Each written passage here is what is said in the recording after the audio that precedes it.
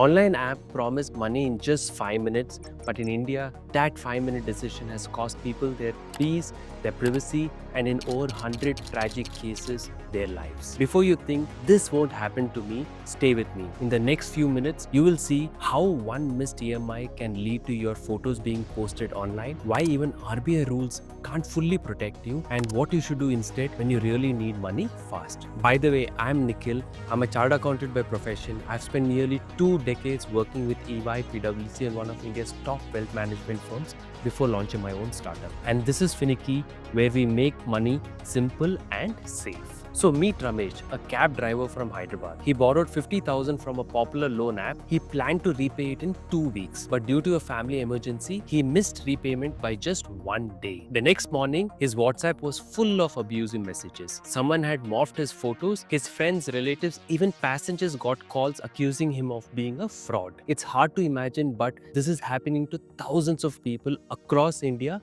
and the worst part, the trap is set up to make you fail. India's digital lending space exploded during COVID. By 2021, there were over 600 loan apps in the country. More than half were unregulated or outright illegal. Banks were slow, people needed money fast, 5,000, 10,000, sometimes even less. These apps looked like saviors. No paperwork, instant transfers, no CIBIL check. By 2023, India processed 75,000 crores in digital loans. But here's the catch. Speed came at the cost of safety. If you are enjoying this breakdown so far, give me a like and subscribe. It really helps me understand that you're enjoying this kind of in-depth research, and it motivates me to create even more videos like this for you. Now let's get back. These apps advertise low interest, some even claim zero cost EMIs, but the effective annual rate can shoot up to 120 to 150%. Let's take an example. Borrow 10,000 for just 7 days. When you repay, you might end up paying 2,000 in just fees and interest. That's not borrowing, that's daylight robbery with a digital mask. It gets worse. You apply for 10,000, you get about 8,000. The rest vanishes as processing fees, convenience charges, and GST. These costs are rarely disclosed clearly at the beginning. You only realize the hit after you have locked in, and by then you've signed away more than just money. And then comes the scariest part, your data. These shady apps demand access to contacts, messages, gallery, and location for verification. In reality, it's for control. Miss even one repayment and they spam your contacts, send threats on WhatsApp, morph your photos, and threaten to leak them. From 2020 to 2022, over 100 suicides in India were linked to such harassment, Telangana and Maharashtra being the worst hit. Police found some of these apps were run from across the border with call centers trained to mentally break down defaulters. Why can't RBI stop them? The RBI does regulate lending, but only for licensed banks and NBFCs. Most of these shady apps are backed by shell companies overseas. They vanish before authorities can catch them, only to return under new names. Cash Mama, for example, banned in 2021, came back just months later under a different identity. Now, the Reserve Bank of India isn't blind to all this. In fact, over the last couple of years, it has slowly started cracking down on the mafia of digital lending. In August 2022, the RBI released a set of strict digital lending guidelines. For the first time, it made clear only RBI regulated entities like licensed banks or NBFCs can lend money directly. Loan apps, if they are not directly registered, must clearly disclose their partner NBFC on the app or on their website and in all communications. The RBI also insisted that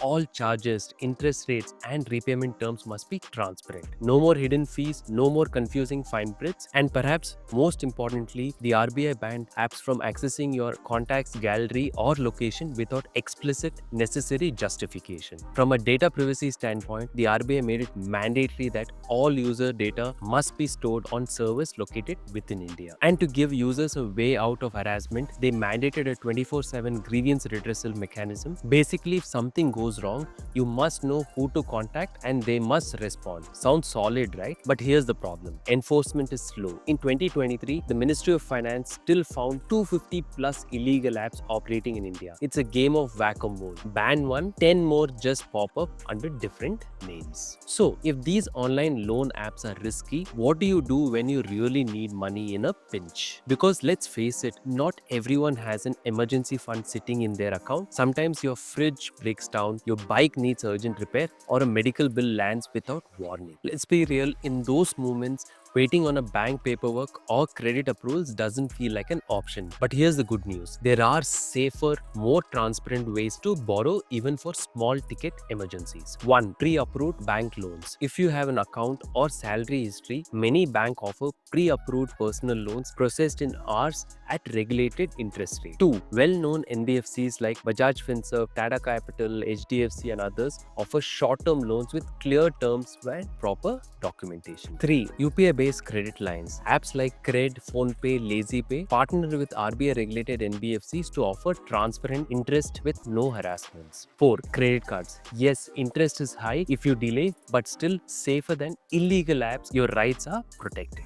5. Salary advances. Platforms like Refine, Early Salary, Karma Life, etc. work with employers to give early access to your own salary, often at zero interest. 6. Friends and families. And let's not forget the most traditional fallback, borrowing from friends and family. It may feel awkward, maybe even embarrassing, but it's still better than putting your mental peace and personal data at risk. At least with them, you don't need to worry about a threatening WhatsApp message at 2 a.m. The point is, urgent needs does not mean desperate decisions. You have options, you just need to pause, research, and choose the one that does not cost your sanity. So, how to spot the fake apps? Because while RBI is cleaning up the space, these shady loan apps are constantly evolving, and the scary part is many of them are designed to look legitimate. One of the most common tricks they use is the name game. Have you ever heard of Credit Bay? Credit Bay is a ripoff of a loan app called Credit Bee. This is a common modus operandi for these illegal loan apps, which often choose names similar to reputable brands to create a sense of authenticity. These fake apps flood App Store and Play Store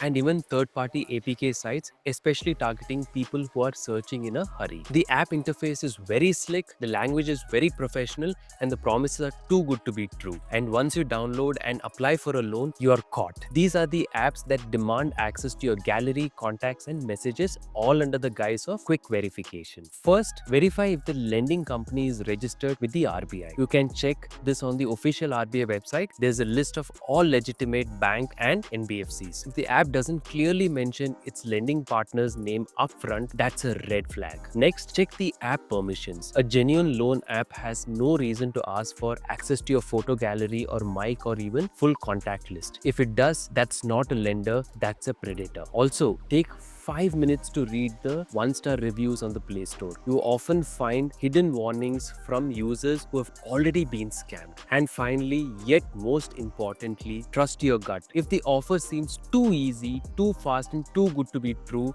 stay away. This can be one of those illegal offerings. Borrowing isn't wrong. When done responsibly, it can help you buy a home, start a business, or handle emergency. But debt mixed with lies, hidden fees, and blackmail isn't finance, it's a fraud. But you have a choice to pause before downloading that flashy app, to ask questions before granting access to your phone, to compare, verify, and read the fine print. Because in today's world, protecting your financial health also means protecting your data, your mind, and your dignity. Don't let a 5-minute decision bring 5 years of regret. If this video opened your eyes, share it with someone who might be tempted by these apps. And if you have faced any shady practices from these apps, comment below. Let's create a space where no one feels alone in this. That's it from me. I'm Nikhil Verghese. Share this video and subscribe to learn how to make your finances less tricky with Finicky.